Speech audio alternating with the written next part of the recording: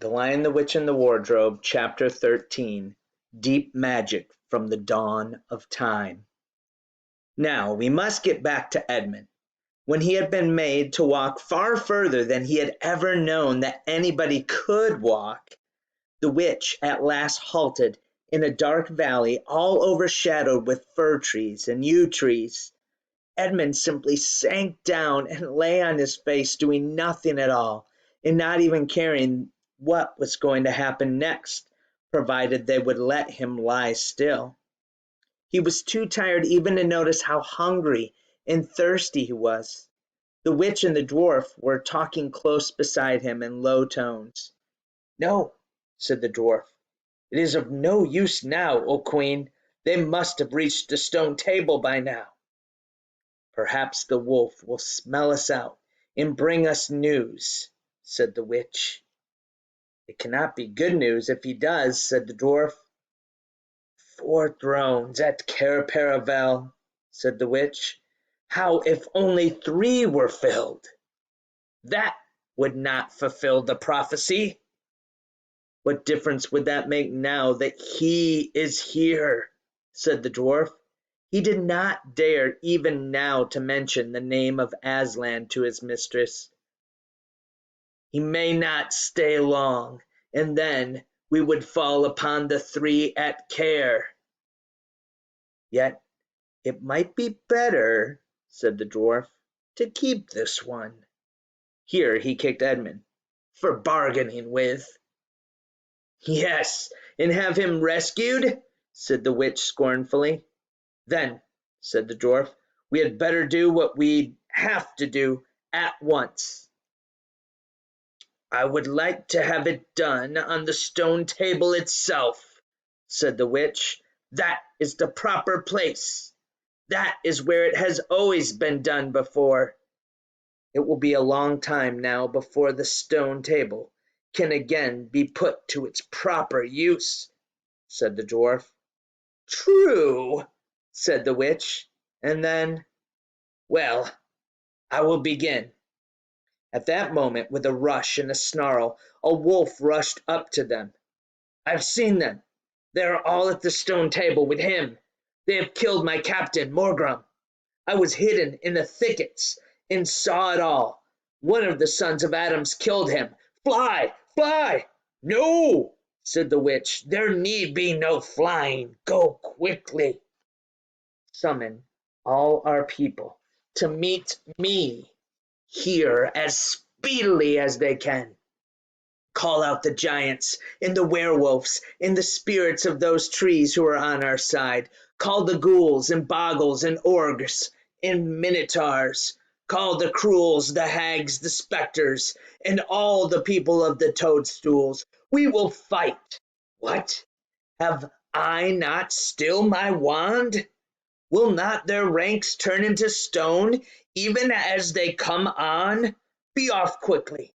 I have little thing to finish here while you are away." The great brute bowed its head, turned, and galloped away. "Now," she said, "we have no table. Let me see. We had better put it against the trunk of a tree." Edmund found himself being roughly forced to his feet. Then the dwarf set him with his back against a tree and bound him fast. He saw the witch take off her outer mantle. Her arms were bare underneath it and terribly white. Because they were so white he could see them, but he could not see much else. It was so dark in this valley under the trees. "Prepare the victim," said the witch. And the dwarf undid Edmund's collar and folded back his shirt at the neck. Then he took Edmund's hair and pulled his head back so that he had to raise his chin. After that Edmund heard a strange noise. Whiz, whiz, whiz. For a moment he couldn't think what it was. Then he realized it was the sound of a knife being sharpened. At that very moment he heard loud shouts in every direction, a drumming of hoofs and a beating of wings, a scream from the witch, confusion all around, and then he found that he was being untied. Strong arms were round him, and he heard big, kind voices saying things like, "Let him lie down. Give him some wine. Drink this. Steady now. You'll be all right in a minute." Then he heard the voices of other people who were not talking to him but to one another, and they were saying things like, "Who's got the witch? I thought you had her. I didn't see her after I knocked the knife out of her hand. I was after the dwarf. Do you mean to say she's escaped?" "A chap can't mind everything at once. What's that? Oh, sorry. It's only an old stump." But just at this point Edmund went off in a dead faint. Presently the centaurs and unicorns and deer and birds, they were of course the rescue party which Aslan had sent in the last chapter, they all set off to go back to the stone table, carrying Edmund with them. But if they could have seen what happened in the valley after they'd gone, I think they might have been surprised. It was perfectly still, and presently the moon grew bright. If you had been there, you would have seen the moonlight shining on an old tree stump and on a fair-sized boulder. But if you had gone on looking, you would gradually have begun to think that there was something odd about both the stump and the boulder. The next thing, you would have thought that the stump did really look remarkably like a little fat man crouching on the ground, and if you had watched long enough, you would have seen the stump walk across to the boulder, and the boulder sit up again and begin talking to the stump. For in reality the stump and the boulder were simply the witch and the dwarf, for it was part of her magic that she could make things look like what they aren't, and she had the presence of mind to do so at the very moment when the knife was knocked out of her hand. She had kept hold of her wand, so it had been kept safe too. When the other children woke up the next morning, they had been sleeping on piles of cushions in the pavilion. The first thing they heard from Mrs. Beaver was that their brother had been rescued and brought into camp late last night, and it was at that moment he was with Aslan. As soon as they had breakfasted, they all went out, and there they saw Aslan and Edmund walking together in the dewy grass, apart from the rest of the court. There is no need to tell you, and no one ever heard, what Aslan was saying, but it was a conversation which Edmund never forgot. As the others drew near, Aslan turned to meet them, bringing Edmund with him.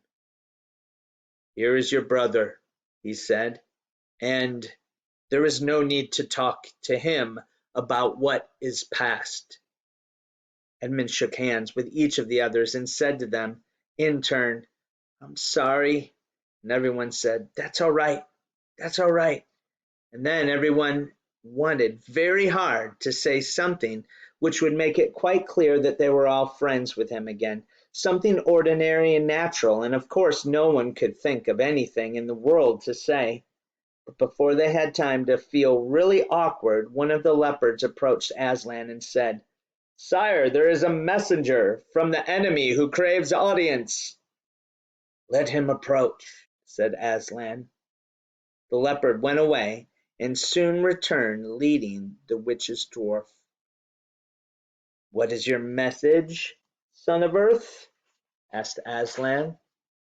"The Queen of Narnia, an empress of the Lone Islands, desires a safe conduct to come and speak with you," said the dwarf, "on a matter which is as much to your advantage as it is hers." "Queen of Narnia, indeed!" said Mr. Beaver. "Of course, all the cheek—" "Peace, Beaver," said Aslan. "All names will be restored to their proper owners. In the meantime, we will not dispute about them.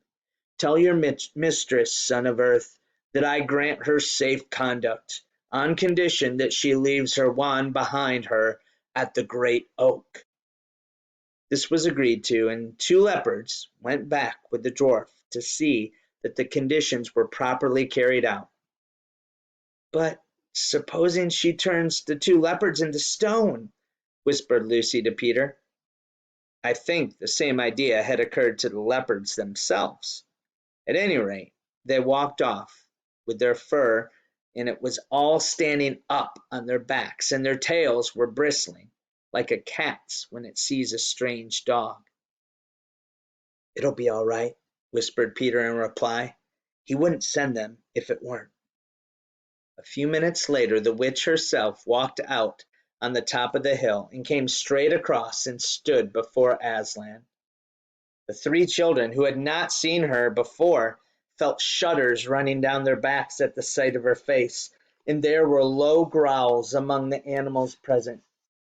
Though it was bright sunshine, everyone felt suddenly cold, and only two people present who seemed to be quite at ease were Aslan and the witch herself. It was the oddest thing to see those two faces, the golden face and the dead white face, so close together. Not that the witch looked Aslan exactly in the eyes. Mrs. Beaver particularly noticed this. You have a traitor here, Aslan, said the witch. Of course, everyone present knew that she meant Edmund, but Edmund had got past thinking about himself after all he'd been through, and after the talk he'd had that morning. He just went on looking at Aslan. It didn't seem to matter what the witch had said. Well, said Aslan, his offense was not against you. Have you not forgotten the deep magic? Asked the witch. Let us say I have forgotten it, answered Aslan gravely. Tell us of this deep magic. Tell you, said the witch, her voice growing suddenly shriller. Tell you what is written on the very table of stone which stands beside us? Tell you what is written in letters deep as a spear is long on the firestones of the secret hill? Tell you what is engraved on the scepter of the emperor beyond the sea? You at least know the magic which the emperor put into Narnia at the very beginning. You know that every traitor belongs to me as my lawful prey, and that for every treachery I have the right to a kill. Oh, said Mr. Beaver, so that's how you came to imagine yourself a queen, because you were the emperor's hangman, I see. Peace, Beaver, said Aslan with a very low growl. And so, continued the witch, that human creature is mine. His life is forfeit to me. His blood is my property. Come and take it then, said the bull with the man's head in a great bellowing voice. Fool, said the witch with a savage smile that was almost a snarl. Do you really think your master can rob me of my rights by mere force? He knows the deep magic better than that. He knows that unless I have blood, as the law says, all of Narnia will be overturned and perish in fire and water. It is very true, said Aslan. I do not deny it. Oh, Aslan, whispered Susan in the lion's ear. Can't we, you won't, will you? Can't we do something about the deep magic? Isn't there something that can work against it? Work against the Emperor's magic? Said Aslan, turning to her with something like a frown on his face, and nobody ever made that suggestion to him again. Edmund was on the other side of Aslan, looking all the time at Aslan's face. He felt a choking feeling and wondered if he ought to say something. But a moment later he felt that he was not expected to do anything except to wait and do what he was told. Fall back, all of you, said Aslan, and I will talk to the witch alone. They all obeyed. It was a terrible time, this waiting and wondering while the lion and the witch talked earnestly together in low voices. Lucy said, Oh, Edmund, and began to cry. Peter stood with his back to the others, looking out at the distant sea. The beavers stood holding each other